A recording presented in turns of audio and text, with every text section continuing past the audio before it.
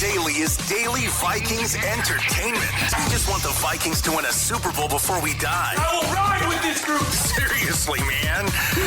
Please. And away we go. There he is. There he is. Sleeves optional for the Rhino. Alex Boone, 10 years. Well, that's not the reason why you're not wearing sleeves. No, it is. Sleeves. No, it is. I had a shirt on earlier, and then I was like, I felt encapsulated. I was hot. I couldn't need do some it. freedom. Take this off. I gotta get out. So Boone spent 10 years in the National Football League trenches, played for the Vikings, played in the Super Bowl, and as we do every week here on this Trenches edition of Purple Daily, he's going to take us into the film room. And this is the second time in 4 games where Dr. Boone's going to put on the gloves and he's going to put on his little medical gear and he's going to diagnose what the hell happened in that Vikings game against the Steelers. Here's part of the problem. Hit me. You're going to wind up with, dude, like, if I may hop on a soapbox rant here and then we'll break down some film. Do it. That it's you can lay out your plans in the NFL in March, free agency, and the draft. I mean, Kevin O'Connell stepped up to the podium after they got beat by the Rams in the playoffs and said, and he didn't do this very often until that point. He said, we got to fix the interior of the offensive line. It's not good enough. And they went out and they replaced 60% of their offensive line, center, both guards, draft, free agency. Mm-hmm. And that's great on paper in March. Here we go. We got a brand new interior. Darrisaw's coming back healthy. Got Brian O'Neill over here, one of the best right tackles. And you're going to have, if those guys are healthy, you're going to have one of the best 5-man offensive line units in the league for a young quarterback in J.J. McCarthy. And here we are. We're a month in. McCarthy, in a year and a half, has still only played 2 games. So we're like, the clock is ticking and we have no idea what he is. And, dude, there's a good chance at this point with the knee injury to Brian O'Neill, and we're still waiting on like the extent of it, and another concussion for Ryan Kelly. Donovan Jackson's been out with some minor wrist surgery. At this point, there's a pretty good chance you never get to see those 5 dudes start a game together. Why would you say that? Am I wrong? Why are you being so negative right now? I'm sorry. You just came out so hot right now. Listen, I agree with you, man. I am just as distraught as you are. This offensive line was about to be primo. You're talking about 2 of the best tackle tandems. You go out and get Donovan Jackson, who everybody loves. Ryan Kelly's been doing it a long time. Will Fries is up and coming. Yeah, dude, we were all really excited. This, unfortunately, is how the league goes. And it's one of those things where when you catch the injury bug, you have to wear it sometimes, right? And I know it sucks because there's not a lot you can do. When you're on your 4th tackle, you're kind of like, hey, man, we're praying for dear luck, right? Like, Hawk, you're chipping.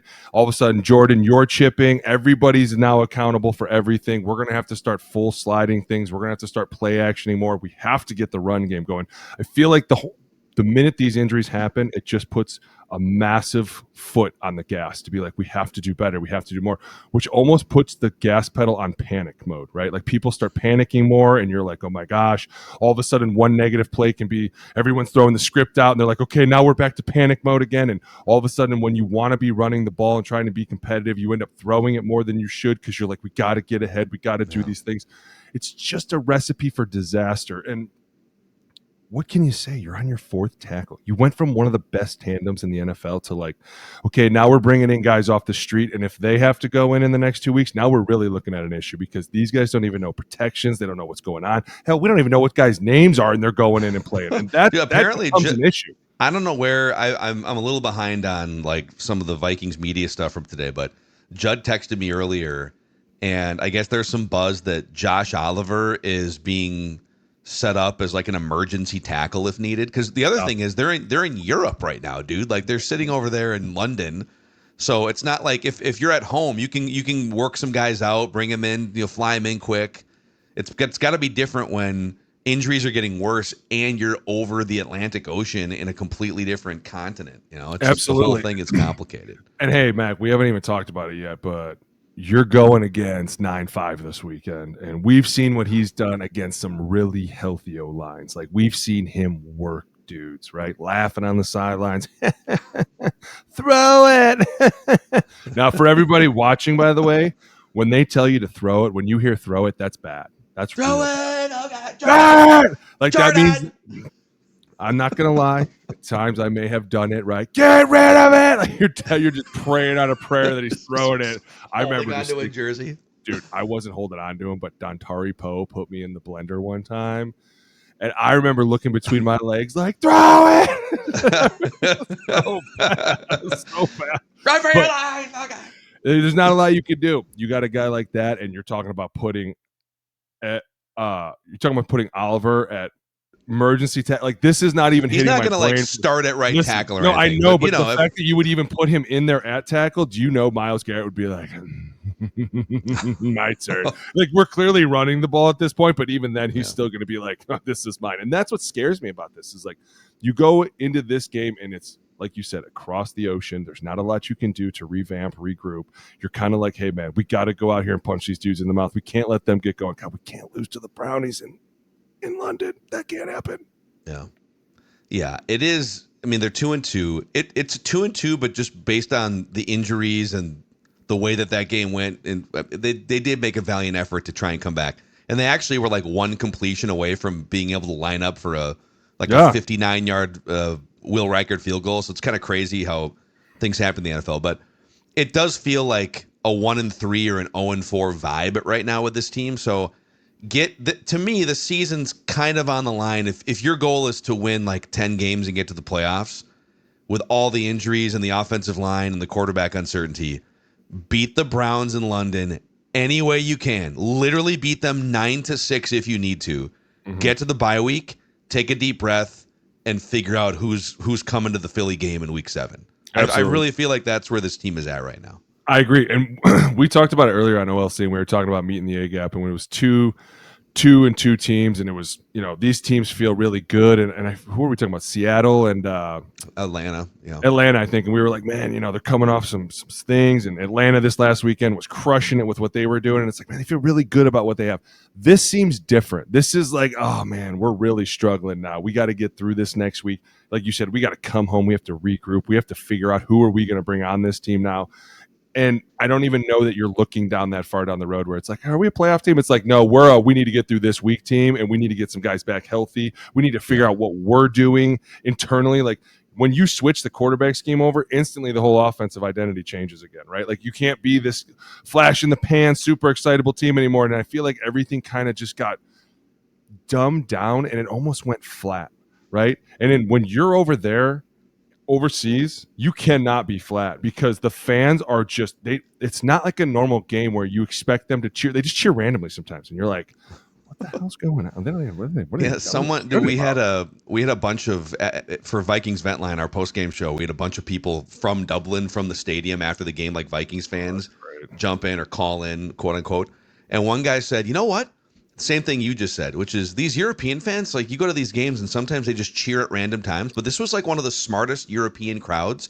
They were cheering on third down and getting loud in the spots where you're supposed. So maybe they're evolving a little bit, or maybe the Dublin fans are just smarter American football fans. Maybe they are. Yeah, it was. And, I've said this forever. I hate going over there because I feel like that field is so much slipperier than it is here. Like it definitely is, right? Like I saw JJ slip several times.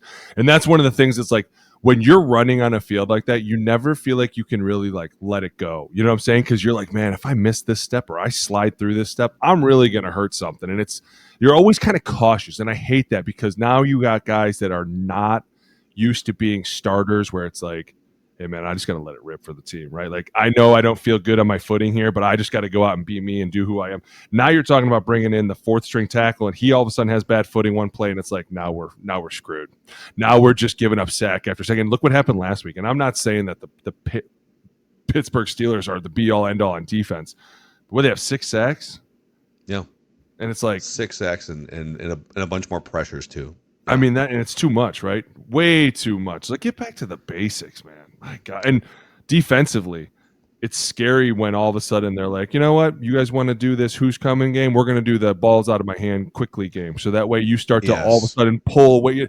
It's so funny because For every action, we have a reaction, right? If they're crowding the line too much, it's like, hey, throw a smoke screen. Throw a couple of them. Get everybody away from the line. That tells them right away, hey, you want to be right here? You all want to be within 5 yards of the quarterback? He's going to throw it 10 yards out this way, and now you're all going to have to run to chase it down. So now all of a sudden, D coordinator's like, all right, here we go. Everybody back off now. And all of a sudden, we go back to who we want to be. And then they start pressuring again. It's like, okay, get the ball out quick again, and let's see what they want to. It's such a cat and mouse game, and it's like, man, for Aaron Rodgers to come out and do that, and he wanted to get revenge so bad, and 100%. And you talked about it earlier. He wasn't super frontal about it, and I do think he is friends. I do believe that him and Kevin O'Connell, who are both Southern California guys, or not Southern, but they're both California guys. Yeah. And but at the end of the day, the Vikings told him no. Now he's kind of, because he hates to be framed as someone who's being rejected, because he's there's a little a lot of insecurity in there. Aaron rejects you. Correct. So he needs to frame it like, listen, you guys are overblowing this. We were just a couple old football friends having conversations, but it was clearly more than that based on the reports and just common sense. And so yeah, I think he circled that game, and now. And I will admit that I've been stoking the flames of, wouldn't it be interesting now that we've seen the Vikings quarterback situation for a month to just like go back in time and put Aaron Rodgers in purple? But we'll roll the tape here. Aaron Rodgers would be a 41-year-old sitting duck the first month, and it would be, now do I think he'd have a better chance to maybe come up with some solutions and helping with some of the protections? Yes. I don't know, Mac. But not making up for all of it. He'd be dodging bullets for a month, just like the other two quarterbacks. And it begs the question, how long could he dodge those bullets for, right? We are 40. Yep. We're getting up there in age. We can't take these hits all the time. We saw what happened last time when we planned to run away.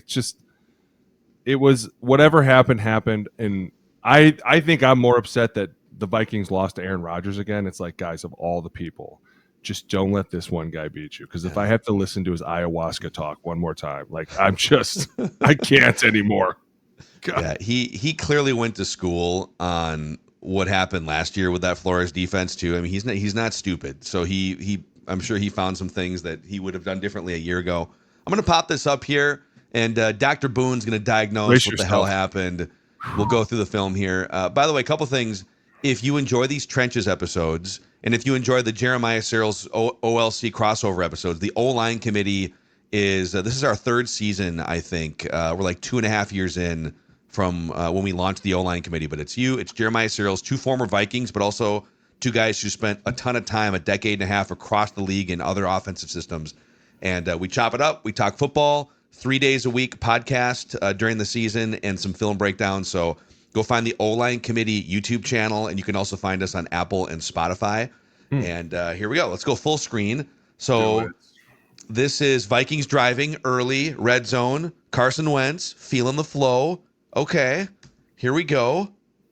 Let's get this ball in the end zone, right? Let's just drop back real quick and just get smoked.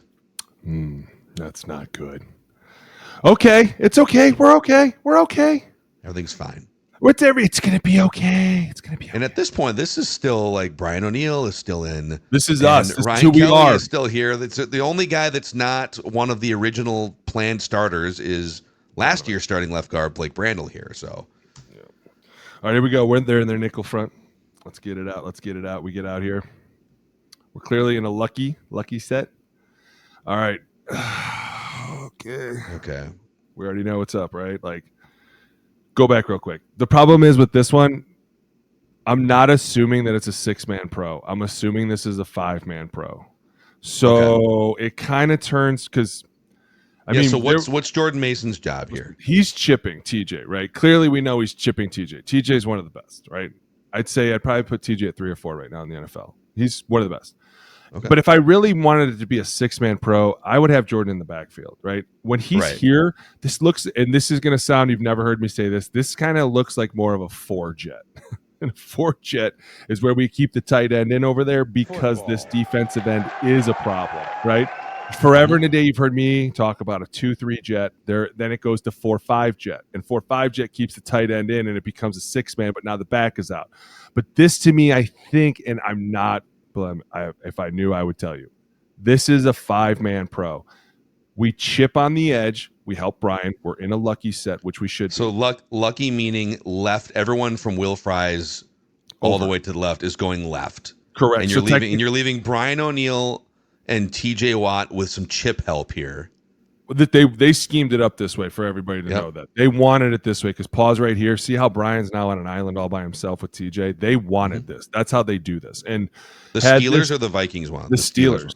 Because had this guy over Will Fries been on a 3 technique, Will would have been setting out with Brian, and they'd be 2 for 2 over here. But instead, he slides down to the shade. So what happened was he probably heard Lucky, and he was like, you know what, I'm going to get TJ all by himself. So I'm going to slide in here. So he knows now that Will's coming down to the left with him, which is fine, right? Puts this guy on an island.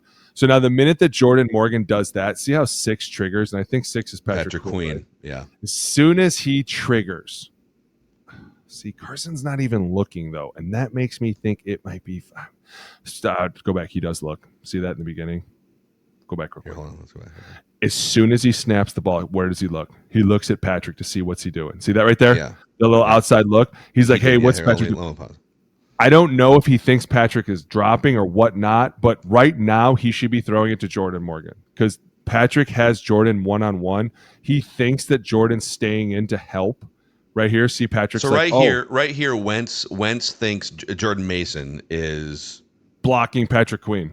I think they think that they're 2 for 2 out here. So he's like, oh, well, we're good. Well, now all of a sudden Jordan leaves, and he's like, oh, Patrick goes, oh gosh, he's not blocking, he's leaving. So technically, if Carson throws the ball to Jordan right now, this is a walk-in because the guy covering Jordan is blitzing. But at the same time, he doesn't see him coming, and this is why he gets. I just don't understand why he doesn't like. Oh, hold on. Couple things happening here. Well, that's the best wide receiver right there. in the world. You see that? Streaking wide open. We also have okay. I gotta hit him with the OLine Committee fine system here. Palms on Justin Jefferson here. Oh, for sure. He's a legend, but those are palms. Everybody gets hit with palms. Don't worry. And if he gets sensitive, we'll hit him for that as well. Yeah, dude, listen, I'm already getting nervous, right? Like, we got the middle of the field is wide open with probably the number one. Look at that. There's nobody within 10 yards of him. Dude, That's him a touchdown. now. Hit him now. But even now, if you don't hit him, you got to find Jordan because you're about to get tattooed. Okay, this here. Let me back this up to the wide here, because when you're just an idiot casual fan like me, and you're watching this, and you're watching that live speed, and we'll stupid OLine. What are they 100%, doing? OLine. What's Brian O'Neill? What's he doing? Right? Go back real quick. I love this, and towards the end of last year, we started putting in these bunch formations because it really messes with the defense. But pause right there. See how Justin's on the outside of this? He's going to work his way all the way through the middle, which basically is going to force this defender through all this trash, right? Like these other two guys are basically like a mesh route. They're going to break out. JJ's going to break in. And see right here, those two guys are basically going to collide. And Jalen Ramsey's like, oh God, now I got to go around this problem, right? You need to hit him right there. Super well schemed. And if you don't hit him, Jordan Morgan is wide ass open right there. That is the problem. Put some respect on his name. Jordan Mason. Got him all over the place. I'm getting mad as you are. I mean, we're all looking at JJ like, what are you waiting for? What? You go back. He's open like 3 steps ago. We have. Oh wow, Jordan Mason. Watch Jordan Mason here. What's he do? Watch Jordan Mason. He's hopping. He's hopping. Oh, we got double palms. We got double palms. Or is that's a helmet grab? That's a helmet grab. Dude, they're both pissed, by the way. Wouldn't you be? Both pissed. I mean, if you're Justin Jefferson, can we you're say like furious, dude? All right, I know it's not always like binary. It's offensive line's fault or quarterback's fault, but can we say for that one, we did this for the playoff game, or what was the game where they got sacked like 9 times or whatever it was? Yeah, was it the Lions game? No, it was the Rams game, wasn't it? I thought it was the Rams or the Lions Vikings. No, it was the Rams game. We tried to do the blame. Yeah. Listen, if we're doing blame on that one, that's quarterback, isn't it? That's QB. Yeah, that's QB. That's quarterback. Technically, the O-line did what they were supposed to do, and we just got hit with the blitz. I mean, we can't stop that.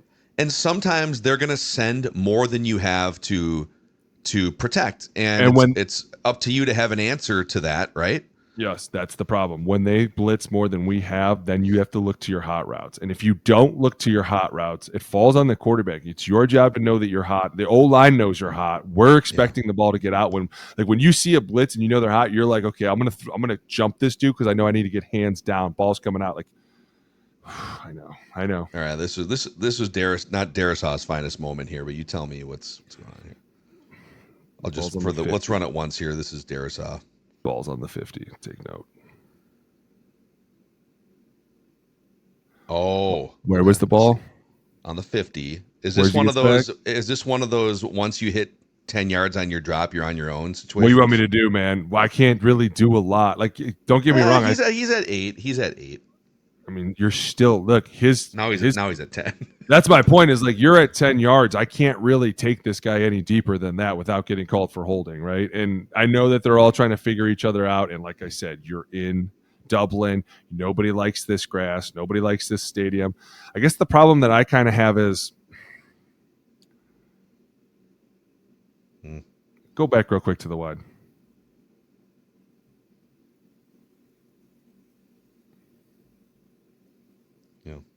Once again, five-man pro. We're in man. He needs to throw that ball right now. Go back.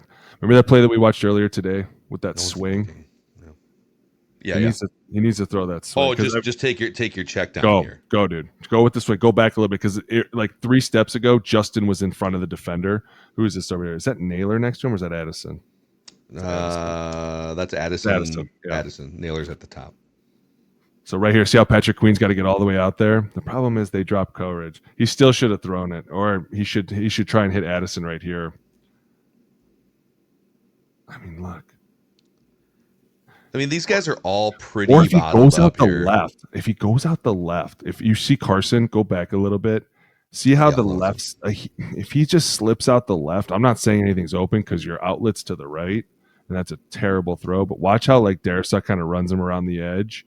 And then Will Fries kind of closes it. See how if he goes to the left right there? He kind of feels that. Yeah, it's a lot better. I mean, I think we got to give this to the offensive line, though. I don't know, because look, I got heels at 9. Anything 8, 9, 10 is considered no man's land. Like, I don't know what you want me to do. And Carson technically stays around 5 to 6 to 7. That's 7. He's at 8. He's 8. Now watch. He hits his back at 8. Watch. He's going to pump fake, and then he's going to go back even more. See that right there? That's the problem. It's like if you would have just went out to the front. Now, yeah, we can give it to the O-line. I mean, Darrisaw's a big boy. So you're essentially saying that like his instinct for where to bail needs to be better on this play. But he's bailing because the pressure came. Absolutely. Okay. And I think he's thinking, I mean, this is well covered. Also, like it's pretty apparent that he's only been in the system for like 3 or 4 weeks. He has played in similar systems, but when it comes to chemistry with receivers and routes and how they're running them, he's not processing as fast as he would be if he had had practiced throughout OTAs, mini camps, and full training camp. Is that fair to say? Yeah. Oh, for sure, absolutely. And that's another reason why it's like, man, I think like that last one where he took that sack. It's like, we're new to this system. I don't know what to say. Oh God, this is different. Turf monster. So he did a good job on this one. There's a pressure here, but he steps up instead of bailing out to the back, right? Oh yeah, and the O-line does a great job, dude. This is one of the things. Like this turf is just so bad. All right, here we go. Even front. This is true even front. Look at how wide those 3 techniques are. Blake Brando getting out of his stance. Look at my guy setting because you know what? He sees 9-7 and he's like, I know what's coming next. It's probably a bull rush. Look at him. Look at that stance. Oh, he's ready, dude. Look, he's out of his stance before anyone. Look at Justin School is in at right tackle here. Look at the kickback here by Justin School. Watch those hands, though. It's a dangerous thing to do. One of the big things we talk about in our gym is I like how Blake's doing a great job of bringing his hands up. This is right here. There's only one guy that's really good at doing this, what School's doing, and that's Lane Johnson. Lane can get away with stuff like that because he's really smart, but I worry about that because that becomes a habit, and now you don't have your hands in front of you.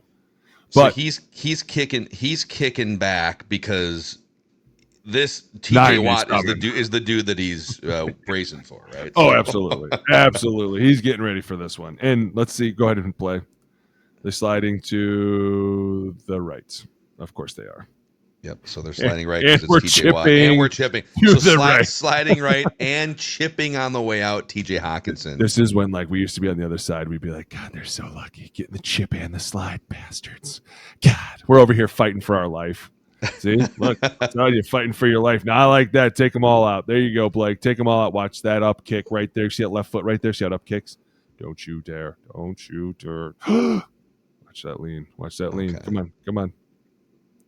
It's a good job getting him around. But once again, there's only one place to go, right? And he does a great job finding JJ. That's a nice play. That's a nice Dude, play. Beautiful. Oh, Dude, man. He was pissed for like 5 minutes. They kept showing him on the sidelines. He thought that was a touchdown. Because it's slippery, and everyone's bitches about it, and they're like, deal with that. And it's like, oh, God. Okay. 7 studs. I think this was also an offensive holding here that didn't It's matter. the worst is when they get a sack and you still get called for holding. You're like, oh, God, coach is going to kill me. He's going to kill me. He's going to kill you. He's going to kill all of us. Here we go. Again, Which way are we sliding? Right? Sliding toward or sliding. You don't, sir. Toward JJ or TJ. Wow. Now, looks like we got a little bit of a problem here, boss, because you got 6 coming. There it is right there. Son of a biscuit. All right. Pause. Problem with this one. Ready? We got our back block in, but this guy that comes to loop around ends up doing a massive job of looping. So instead of being able to escape out to the left like Carson probably wants to, they end up rushing another rusher out there, Patrick Queen right there, which doesn't allow for him to go anywhere. Because on one side you have TJ Watt, and on the other side you have 4 guys. Once again, we're doing this thing where we're going to try and put TJ on this island over here by himself, right? I think Juergens does a really good job of getting over here. Keep going. So Our center. He's the center. The old Wake Forest specialty. Right there. Does a great job of getting hands on. Now watch, he's going to come back with him. He's going to ride him right there. He does a good job. But wow, see how Blake kind of slips right there? This is what causes all this. Like right now, it's like, okay, we're good. We're good. Now we're not good. Oh, we're in trouble. Dude, they had this one too. If Blake stays up, he does a good job of punching Cam over to Darisaw. That's what it is right there. Go back 1 frame. He doesn't have extension. Okay. Dude, see how he gets extension late and it causes him to turn open late? No, it's But he's also getting picked by the battle between Juergens and is it 95? You have to fight through that. I mean, they're going to be doing a lot of this stuff. You have to be able to. If you would have caused more separation, he would have been able to get over there sooner. Like he does a great job of punching, but right there, see how he gets too close to Cam, and now he has to pull himself way out of here. Whereas before, if he would have just, we call it striking. If you strike Cam, you'll send him over to Darisaw. You don't have to turn out as much and then turn back in.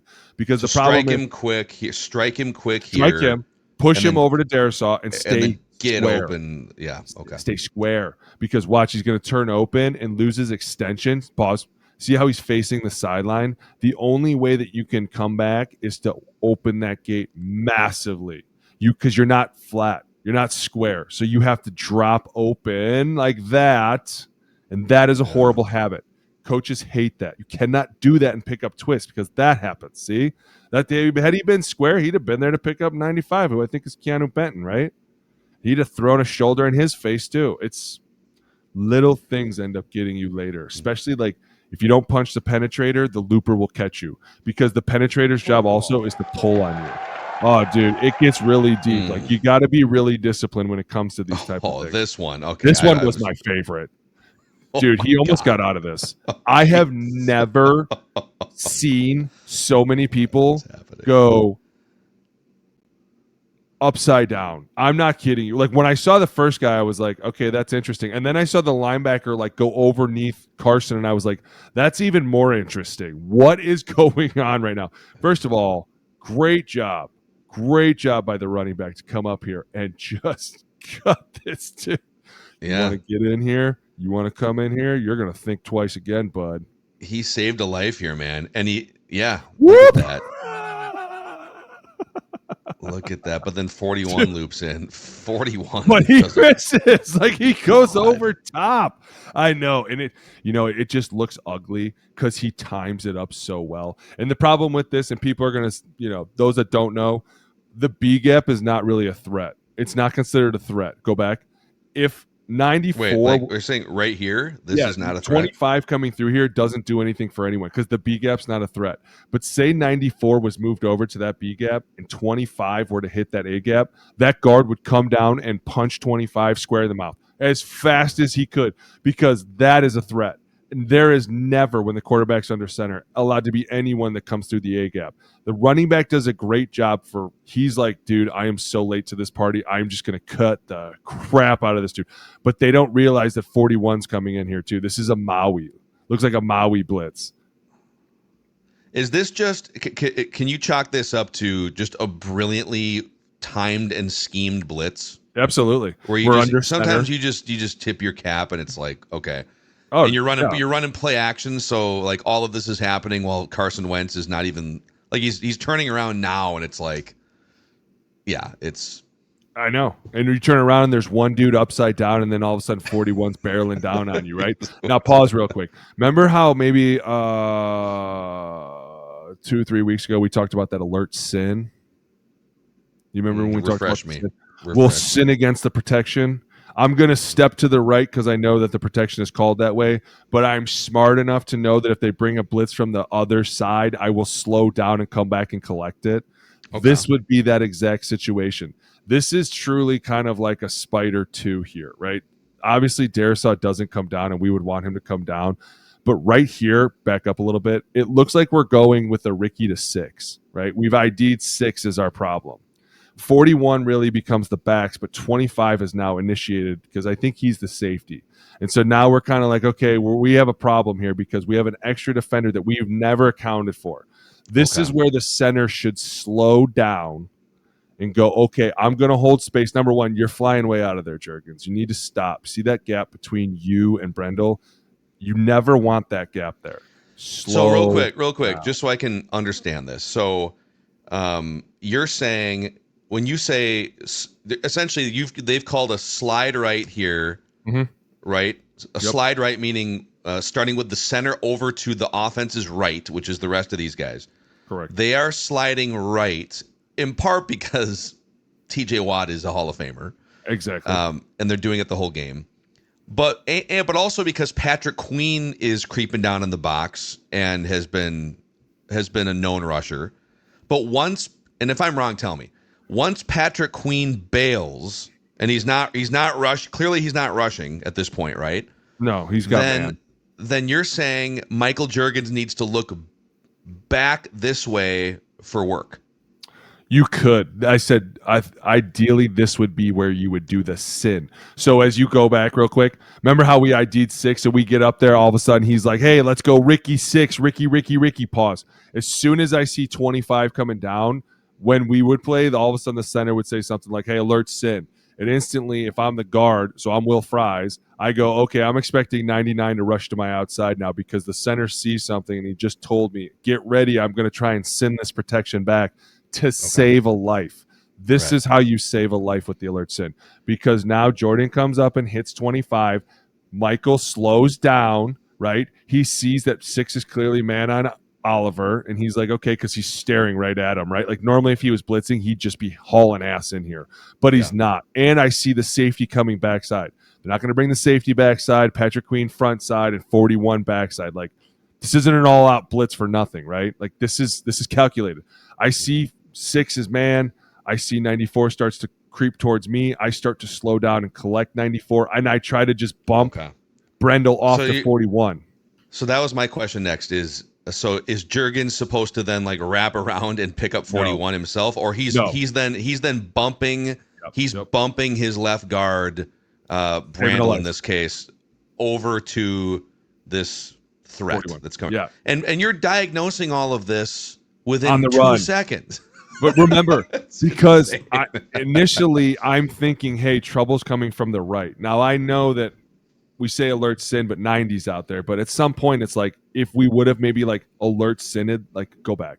And this is like where Solari would have gotten mad at us in Firster because he'd have been like, hey, guys, we're clearly going out to the right? But we see this guy right here coming from the left. We should all slow down and try and help pick up another person, because if we don't, it looks like this. It looks hideous. If we do, for some reason, slow Juergens down and he takes 94 and all of a sudden, say Brandel just gets a hand on 41, maybe we can get the ball away, right? And now all of a sudden this blitz that came out of nowhere gets shut down. And now what is there? If he bumps in here and even Brandel gets a hand on 41, like you said, and slows him for a half second, that ball could maybe be out. Is the exactly between this. Okay. But then again, too, you said it best. School's at right tackle, Juergens at center. We're in the fight. We're in the fight of our life. No, I was just saying this is where the sin comes up. Like over time, you'll start to be like, okay, we don't need to go all the way out there. Let's alert Sin this. Something's going to happen the other way. Let's be smart. Let's save life. Let's not let our quarterback get demolished, right? Like, number one thing, don't ever let the quarterback get hit. We're failing miserably today, boys. Some of this is like the Steelers are throwing, it looks like to my amateur eye, some really smart blitz concepts at the Vikings' ravaged offensive line. And to be able to communicate at the level you need to, in some cases, like, verbally, but also just some of the stuff you're talking about feels more of like intuitive things that you decide within 2 seconds because you've played together and seen a bunch of stuff, right? Exactly. And you're kind of like, dude, you better be there. Mike said, you better be there. You better. Dude, there's been times where we've sinned it and no one was there. And it's like, we guessed wrong, boys. What's this one here? So this is, to the untrained eye, this is just TJ Watt untouched coming in here and wreaking havoc. I know. God. Let me go back to the wide so you can see the route concepts. Where's my outlet? Show me an outlet. We have a fake toss. There it is. Hawk. Yeah, he pumped it to TJ Hawkins. But he sees this guy about to hit Hawk, and I think in the moment he's like, am I really going to throw this in front of TJ Watt? He's going to bat this down and take it the other way for 6. Right? I mean, you dirt it. Just dirt it. The problem is Benson gets stuck in this. See how he's in this like wide 5 pause. He's outside, and we're running a fake naked. School's got to do, and it's really hard to do this. You have to be a really good actor. It's almost like you need everybody around you to be like, hey, we're going Zorro away. Because see how he takes that really big step? He's trying to get Benton to bite in there really hard because we're faking zone away. The problem is he wants 95 to come in here with him. Is that he's trying to suck the cheese in there. He's like, I dare you to go in there. I'm going to beat you before you beat me. But the problem is, see how he goes by him? And he kind of like slows up, and it's like, I feel like Carson may have been able to get away from this, but when you have 2 guys coming at you, it's like you have no chance of getting out of that, right? Like maybe he can get away from TJ. The problem is when you let 2 of them come at you, it's like you're for sure not going. Because look, go back. When he pump fakes it, I think TJ jumps. But he could have slid under there. Could easily slide up, but who's standing there? I know, dude. It's like everything else is fine because look who's coming open right here in the middle. I know. Are we going to get palms again? Oh, there's the palms. He was not happy at the end of this game. I mean, he caught 10 passes, though. He seemed pissed, though. Anytime they lose, I feel like he's in the locker room throwing shit. Like, I just feel like he's going nuts in there. And he's definitely not. He's not the guy to drum up drama. Like AJ Brown, that team has won like 20 of 21 games, and he's like tweeting through his feelings after every win. Like, I just need the ball more often. Justin Jefferson doesn't do stuff like that. Not a word. That's why I love him, dude. I feel like he's the biggest competitor in the NFL. Like anytime that they show him on the sidelines, I'm like, that dude's pissed. Yeah. All right. Here's some more carnage here. Oh, look at this front. What front is this, Mackie? Hit me with it. Oh, my God, dude. What is this? This is... Just 3 to the right. Hold on. He's right there. Yep. He's behind 26. You just can't see him. So would this be considered an over front? Overload. You were so overload. Close. Okay. Overload. Remember, we got the overload. So now you could block this 2 ways. These 2 guys over here. So you could... And 51. See him? And he's right there. Yep. And 51. So he's down. So you could... you could just slide this way with these three guys. Well, right? what would we Picking up call these. that? If You would those three call it went a- 3 for 3, and you then call those two it went 2 for 2. Well, you call that a 5-0, That a boy. right?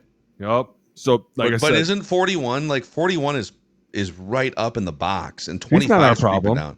No, remember, Okay. 41's not our problem. Why? Because we're in gun, right? The And- minute we go to gun, there are no more threats. The only threats we have are the Got 5 it. Okay. down that we've declared. And that's why you can block this one of two ways. You can go 5-0, like Mackie just said, which is mostly how everyone's going to do it.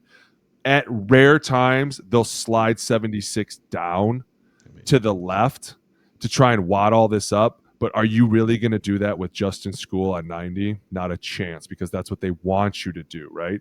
Yeah. Here's what sucks about this. Let's not even talk about the left side yet. Let's talk about the right side. Okay. My man Will Fries here.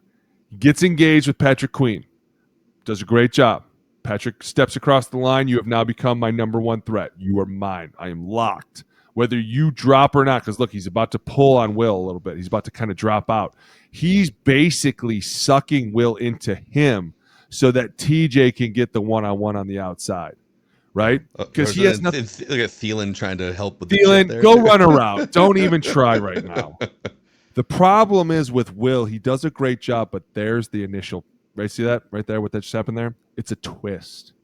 So now you've involved the running back with you, and that becomes extremely hard. Now, I'm not even talking about what's going on the left side over here, because we are in trouble. But that's the problem, is if we're not in trouble on the left, we're in trouble on the right. And so they really got us again. And we're already twisting in on both sides here too. Look dude, at we're this. twisting and on the right, on their, as we see it now, our right, their left. That's a big boy twist. That's 2-3 techniques. Look at that. They're just hand swiping, and it's not even really a twist. Benton gets the outside on Juergens, and all of a sudden Cam sees that inside lane, and so he's like, you know what, I'm just going to take it. But the problem is, on the right side, we got a twist that beats us too, so it's like there's nowhere to physically go on this. And we've already talked about it for the last 30 minutes. And if I'm a defensive coordinator from the Cleveland Browns, I'm licking my chops. Yeah, totally. Boys, we are pulling everything out. We're here to win. We're here to dominate. We're overseas. Another twist gets home. This is the grounding here. Let's do this, and then I have a question. And then I don't blame you, dude. Just simple things again will beat us, right? We're in a simple even front again. We're going to call this even. It's really an over, but I'm not seeing him on the center, so we would just say even. Problem is, where are we sliding? We should be going to the right? Because this is TJ, I think. He's a full-grown bulldog. We don't just get away. We got to go to him because we can't let him beat us ever. But so you're sliding even though you've got 3 of your own offensive linemen and only 2 threats here. Because it's TJ Watt, you're still sliding 3 over to 2 here. For sure. Absolutely. We are always going to cover our ass on this one because he can wreck the game. And if we let him wreck the game, the media is going to destroy us, right? Yeah. Go back. This is killing me. Brandel, man. I know. Hey, listen. One of the things you have to enjoy about being an O-lineman is picking up twists. They're going to throw these at you. He does a good job. Pause. There it is. You're 2 turned. Just 2 turns. Now he has to swing. What's he gonna do? Gonna swing that gateway open. I hate when they do that because you just don't have strength. Oh, it's called the swinging door. It's the door. Not to pick on him, but like he knows this, right? He knows they're running these games the entire time, and he started all year last year, and it's way easier said than done to like, hey, right, pass him off. But he's got right. I feel like right here, Darisaw, he's passed him off, right? Yeah. So get back over. He swats his hands. Listen, I'm all getting worked up watching this film right now. I know, man. It drives me nuts because the problem is like this is simple things, right? Like just getting off the ball. Pause. See how he's lean? He's upright. Number one, his outside leg is straight. He takes his outside hand slapped, which causes him to fall face first into Cam. Right there, Okay. like we're tired. We're overseas, but this is where you need to lock in. This is what's fun for us, right? Like people are like, when do you have fun? When you shut down a twist, and we brought T-Stead on our show, 2 weeks ago? And he said there is nothing like shutting down a twist. There is nothing. like sending the penetrator into the ground and filleting the looper. He comes across, you take his teeth out of his mouth. You tell him, I dare you to come back here again. I dare you to come back. I'll kick you in the face next time. But when you let this happen, Mackie, you saw how simple that twist was. Now guess who's going to be trying that all next week? Yeah, Myles Garrett. That's going to be Myles Garrett coming around there. Now I dare you to move a little bit faster, right? Like sometimes you just open that box, and every coach calls it Pandora's box. I don't know where they learned to call it that. Every single coach would be like, well, you know what we did now? Open that box. Now we got to close it. But you can't close it in 1 week. You got to close it next week, and the week after, and the week after, because everyone's going to continue to like, try new things. And they're going to be like, hey, they got cooked over there in Dublin. If they get cooked in London, all of a sudden it's like, oh, they're back to the States. Let's just keep – and you know, you're talking about having Micah Parsons in your division, Aiden Hutchinson's in your division. Like, you got some serious dudes that could cause some serious havoc. And if you don't shut down simple twists, it's going to lead to bigger problems. And now you're talking about not having more starters for this week. So it's like, hey, are we really going to go in and 2-3 jet everything? Or are we full sliding everything? Like, how are we protecting Carson? Because you wonder how many hits like that he can take. Dude, that's a lot of hits. He got slammed in the end of that. Well, and I mean, at this point, it's not like Carson has, and I'm not like blaming him, but he hasn't like showed you, oh, you got to pump the brakes on McCarthy when McCarthy said, like, at some point McCarthy's going to come back in and make his third ever NFL start, and it might be like Justin School at right tackle and Michael Juergens at center, and they got to figure this thing out for their potential franchise quarterback. So, like, last minute or two here of the show, and this has been unbelievable. I hope the audience. I've learned so much doing this with you, and you are awesome at this. So, and Jeremiah on the OLine Committee breakdowns too. You guys are just awesome at this. But just like high level, if you're Kevin O'Connell planning now going forward here, starting with the Browns, we'll just start this weekend.